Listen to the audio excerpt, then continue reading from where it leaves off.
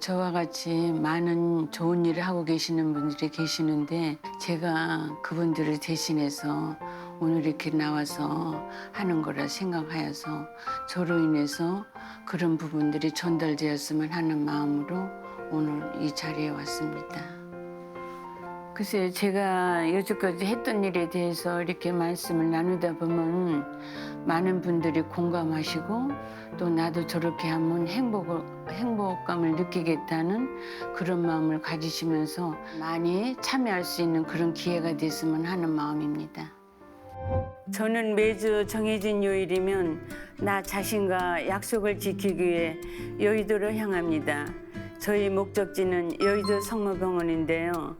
병원에 가는 길이 저는 늘 행복합니다. 아파서 찾는 곳이라면 근심, 걱정이 있겠지만 저는 환자를 만나러 가기 때문에 오늘은 어떤 환자를 만날까 마음속에 그리며 발걸음을 제쳐가며 병원으로 갑니다. 너무 다행인 것은 제가 아직 건강을 유지하는 덕에 병원에 진료를 보러 가는 일은 드뭅니다. 저는 의사도 간호사도 아닙니다. 그렇다고 해서 간병을 직업으로 삼는 요양사 보호사도 아닙니다. 저는 병원에 계시는 외로운 분들 또 몸이 불편한 분들에게 친절과 사랑의 마음을 전달해주는 봉사를 해오고 있는 자원봉사자입니다. 저는 이 일을 횟수로 40년째 해오고 있습니다. 처음에는 잘 모르고 봉사를 하였던 환경에서 저는 많은 위로와 감사 그리고 이제 세상을 떠난 남편 대신 위안을 받습니다. 안녕하세요. 저는 여의도 성모병원 자원봉사자 이희순 엘리사벳입니다.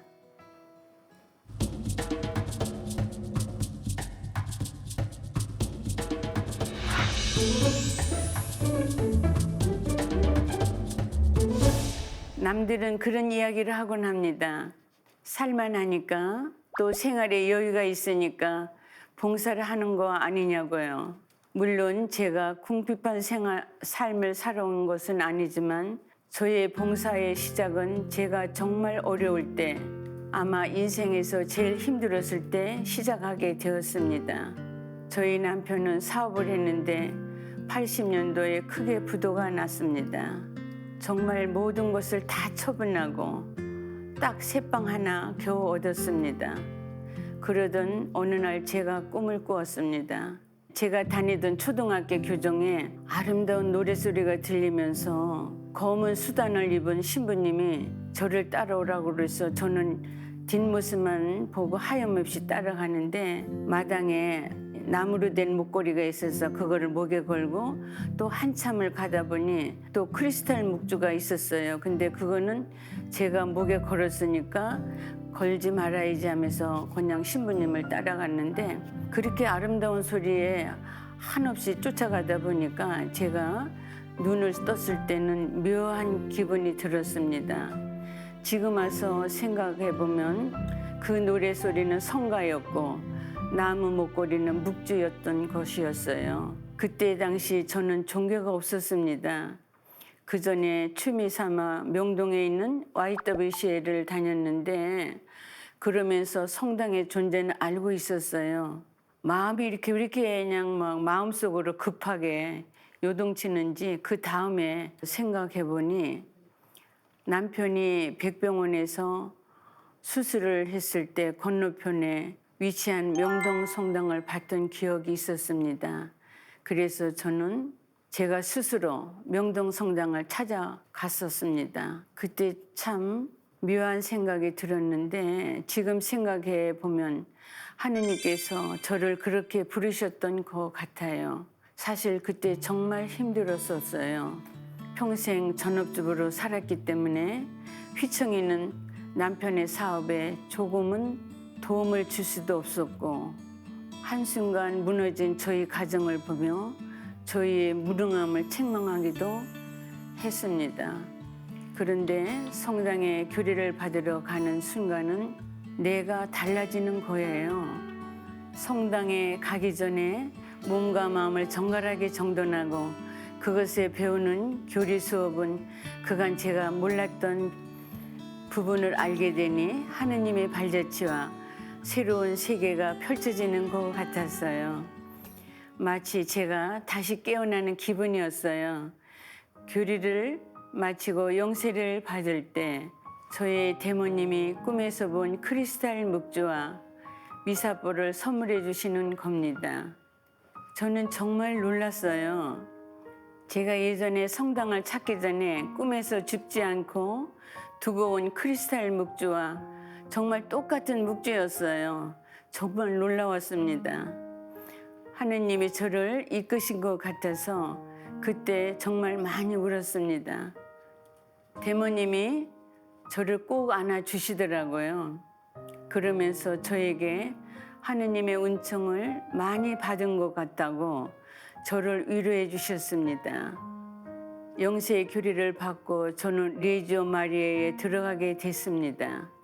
그리고 거기서 큰 깨달음을 얻게 되었어요.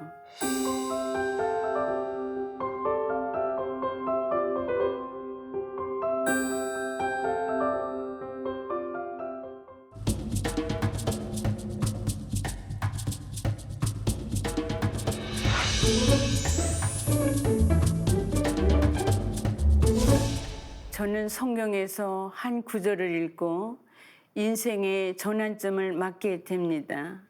행동하지 않는 믿음은 죽은 믿음이다. 실천하고 행동하라는 말씀인데 아주 가슴 깊이 와닿더라고요. 그 이후 저는 한 봉사 소명을 받게 됩니다. 지금의 카톨릭 평화방송 건물이 예전에는 산재병원이었어요. 많은 광부들이 치료를 받던 곳이지요.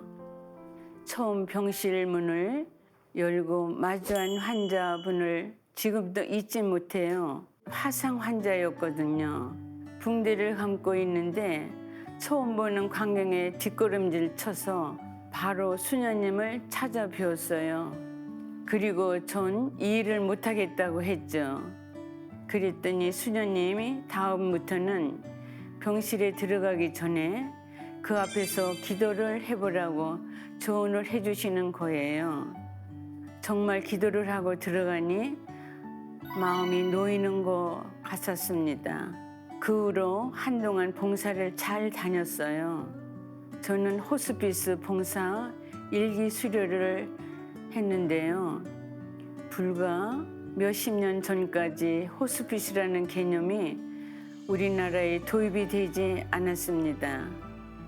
기억을 되뇌어 보면 예전 병실에는 일반 환자와 암 환자 함께 입원하고 저는 그때 기억에 남는 환자분이 한 분 계시는데 그분은 암 환자였습니다.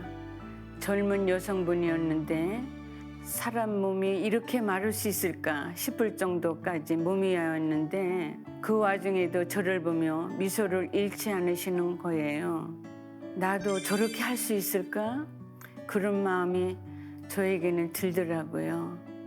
그러다 그분은 결국 세상을 떠나셨지만 그 모습이 너무 기억에 남습니다. 봉사는 일주일에 하루 이틀 봉사하는 시간이라 환자분들과 오랜 시간 함께 하지는 못하는데요. 한 번은 환자분이 저에게 전화해서 봉사자님, 저 죽을 것 같아요 이러시는데 정말 심장이 철렁 내려앉는 것 같습니다. 그런데 제가 해줄 수 있는 것은 아무것도 없어요. 기도밖에. 그분을 위해 그날 더욱 열심히 기도드렸습니다. 우리 봉사자들은 여러 파트에서 봉사를 하고 있지요. 저는 병실이나 수술실에서 대부분 봉사를 하는데요. 수술실에 들어가기 전에 긴장과 두려움을 덜어드리고자 저희가 기도를 해드립니다. 그런데 그럴 때 우는 분들이 있어요. 그럼 또 죄송스러워요. 혹시 눈물이 나서 수술 컨디션에 지장을 끼칠까 봐요. 그래서 그럴 때는 기도보다 안정시켜 드리려고 더욱 노력합니다. 저희가 의술을 익힌 사람은 아니나 사랑을 드릴 수 있는 사람이잖아요. 저도 직장 생활은 조금 해보았지만 직장 생활을 하다 보면 주기별로 그만두고 싶어질 때가 온다고 하더라고요. 생각해보면 저도 1년, 3년, 5년째가 되었을 때쯤 여러 가지 마음이 교차되면서 봉사를 그만두고 싶어질 때가 있었습니다. 또 한 번은 남편의 사업이 IMF 때문에 또 기울어져서 힘들 때 만사가 다 귀찮더라고요. 그래서 한 달간 봉사를 나가지 않았어요. 그랬더니 수녀님께서 저를 찾으시더라고요. 집에만 있지 말고 일단 나와보라고요.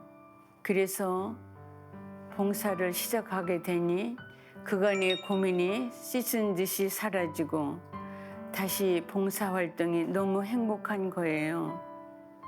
그 가르침 그대로였습니다. 제가 움직이지 않자 제 안의 믿음이 작아졌던 거예요. 그런데 봉사를 하는 이의 가장 중요한 주력자는 바로 가족입니다. 제가 6남매 중에 맏이인데 저희 가족은 저를 위해 수십 년째 제가 봉사하는 날에는 가족의 약속과 여행을 잡지 않습니다. 그리고 저희 남편은 오랜 세월 천식으로 고생하셔서 자주 병원을 드나들었는데요. 지병으로 병원에 입원했을 때도 간병인이 있으니 저더러 봉사를 다녀오라고 하는 겁니다. 남편이 환자인데 편히 바깥 일을 보러 나가는 아내가 몇이나 있겠어요. 하지만 저희 남편은 오히려 해야 할 일이 있는 사람이 자신 옆에 있으면 당신이 불편하다는 겁니다. 저의 봉사직 소임을 남편은 아주 중요하고 의미 있는 일이라 일평생 인정해 주셨어요. 그 덕에 저도 단체에서 인정받아서 책임을 맡아 일할 수도 있었고요. 많은 분들이 어떻게 봉사일을 해오냐고 물어보십니다. 우선 첫째, 제가 건강해서이고 둘째는 제가 봉사를 하고 싶어서입니다. 오전에 봉사 나가기 전엔 가족에게 최선을 다하고 봉사를 해오고 있는데 내가 남을 위해서 봉사를 하는데 가족에게는 더 잘해야 하는 거 아니냐는 마음가짐으로 가정을 돌보면 가정에서도 사회에서도 무리 없이 균형을 잡아가며 일을 해나갈 수 있다고 답을 하곤 한답니다.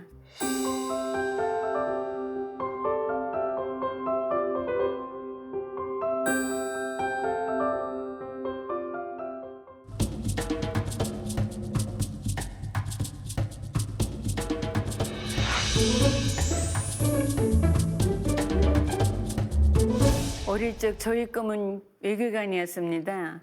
그런데 제가 맏딸이다 보니 동생들을 위해 대학 진학을 포기하고 저는 직장에 취직을 했습니다. 거기서 저희 남편을 만났어요. 저희 남편은 선하고 마음에 여유가 많은 분이었습니다. 한 번은 남편이 일본 출장 길에 사다 준 반지와 팔찌, 시계가 있었는데요. 제가 그만 잃어버리고 만 것입니다.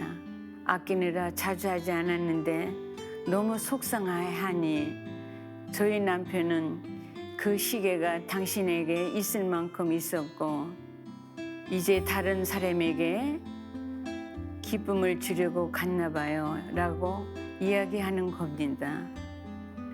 제가 너무 미안해할까 봐 저를 위로하려고 하는 이야기인데 너무 고마웠어요. 우리 남편한테.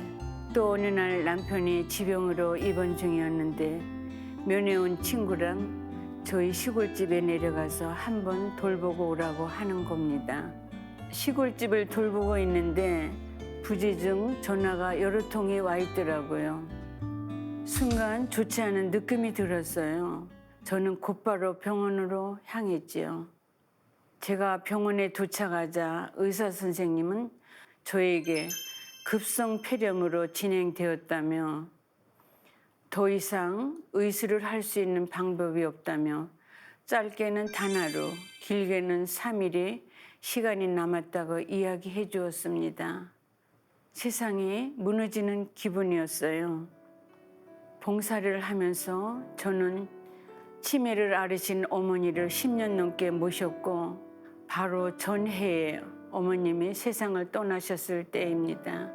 어머니는 제가 할 수 있는 모든 정성을 다 해드린 것 같아 보내드릴 때 그렇게 아쉬움이 남진 않았어요.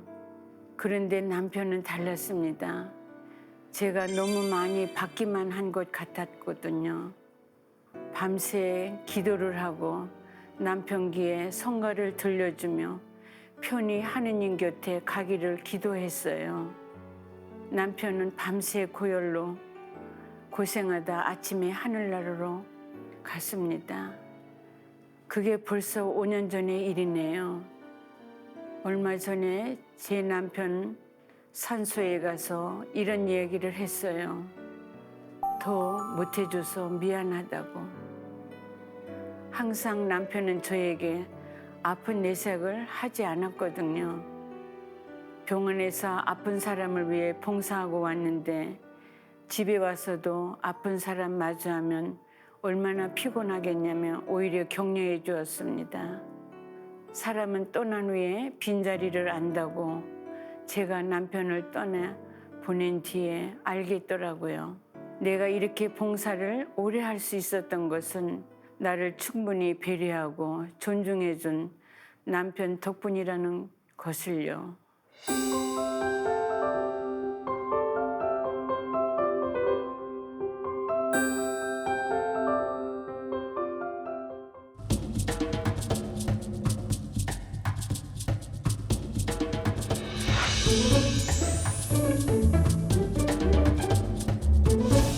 저는 배움에 열정이 많은 편이었습니다. 건강을 위해 오랜 기간 수영을 해왔고요. 이화여대 컴퓨터를 배우러 다니기도 했고요. 훗날에 필요한 듯 싶어서요. 또 저는 언젠가는 제가 가진 능력을 남들에게 나누고 싶어서 표구도 배웠고 다도, 꽃꽂이, 등공예 등등 많은 것을 배웠습니다. 일주일에 봉사와 같이 정해진 시간에는 내 소임을 다하고 나머지 시간에는 나 자신의 역량을 키우는데 게을리하지 않았습니다. 이 또한 주님의 뜻이라고 생각했어요. 또 어느 분이 제안을 해서 시니어 모델로 론웨이에서 보는 재미난 경험도 했었습니다. 모델로 활동할 때 치매를 앓는 저희 어머니를 모시고 다녔는데 보통 치매 환자들은 집에서 모셔둔다고 생각 많이 하잖아요. 저는 엄마랑 많이 다녔습니다. 저희 엄마가 제가 모델 하는 것을 좋아하셨거든요. 무대에 오른 딸을 처음 보고 기뻐하는 엄마의 모습은 저도 너무 즐거웠습니다. 자원봉사에도 정년이 있더라고요. 제 마음 같아서는 오래도록 하고 싶은데 저는 앞으로 1년 채 남지가 않았어요. 그 이후에 이렇게 활동적인 제가 무엇을 할 수 있을까? 요즘은 걷기 운동을 많이 합니다. 제가 건강해야만 이웃에게도 봉사할 수 있기 때문에 등산도 친구와 같이 가끔 함께 하고 있습니다. 지금 또한 제가 오래전 봉사로 알고 지낸 분이 계시는데 시간이 나는 대로 말벗도 해드리고 남은 시간을 같이 하고 있습니다. 이 봉사와 이어서 추후에도 병원에 갈 수 없는 가정에 머물고 있는 독거인 분들을 찾아가서 말벗을 해드릴까 생각하고 있습니다. 제가 생각보다 다양한 경험과 또 오랜 노하우가 있으니 이런 분들이 다른 분들에게 필요하지 않을까 하는 생각이 들더라고요. 봉사에도 퇴직 후에 미래의 청사진이 필요합니다.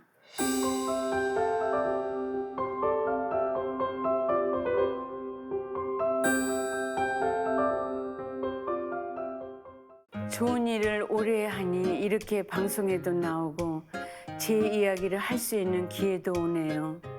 저는 2011년에 MBC에서 주는 사회봉사 대상을 수상하기도 했습니다.